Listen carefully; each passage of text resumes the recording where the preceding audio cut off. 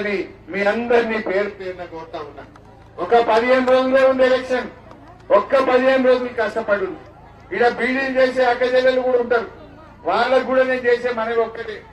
కాంగ్రెస్ వాడేమో పుర్రె గుర్తు పెట్టిండు బీడీ కట్ట మీద, బీజేపీ వాడేమో జీఎస్టీ పెట్టిండు. ఇద్దరు కలిసి ఆగం పట్టించింది. కేసీఆర్ ఏమో కడుపులో పెట్టుకొని 2000 రూపాయల నిరుద్యోగ వృత్తి కేసీఆర్ ఇచ్చింది. నిన్నయాల బీజేపీ వాడు ఆయనతో పీఎఫ్ పెన్షన్ రాకుండా చేసిండు. ఇప్పుడు 10 రోజులు ఆకు కూడా దొరకలేదు. ఆ జీఎస్టీ పెట్టినాక బీడీలు చేసే అక్కచెల్లెలకు 10 రోజుల పని కూడా దొరకలేదు. ఇప్పుడట 30 ఏళ్లు పనిచేస్తేనే బీడీలు చేసే అక్కచెల్లెలకు పీఎఫ్ పెన్షన్ వస్తుందట. 30 ఏళ్లు చేస్తామా, బతుకుతామా? ఇక ఈ బీజేపీ వాళ్ళు మరి ఎందుకు ఓటేయాలి మనం ఈ బీజేపీకి? బాగా ఆలోచన చేయండి. శంకరంపేటలో బీడీ చేసే అక్కచెల్లెళ్ళు నియతిగా ఆత్మసాక్షిగా మీరు ఓటేయాల్సిన అవసరం ఉంది. ఒకడేమో కాంగ్రెస్ వాడేమో పుర్రె గుర్తు పెట్టి ఆగం పెట్టింది, బీజేపీ వాడేమో జీఎస్టీ పెట్టి ఇంత మీ చేతుల శాట గుంచుకునే పని చేసింది.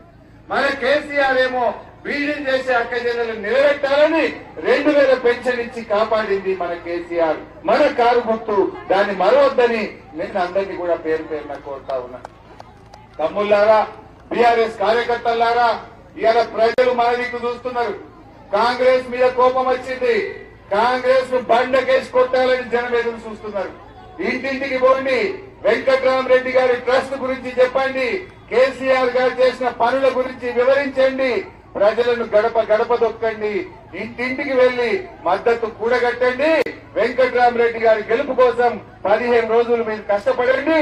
అన్ని రకాలుగా మీకు అండగా మేముంటాం. ఎవరు భయపడాల్సిన అవసరం లేదు.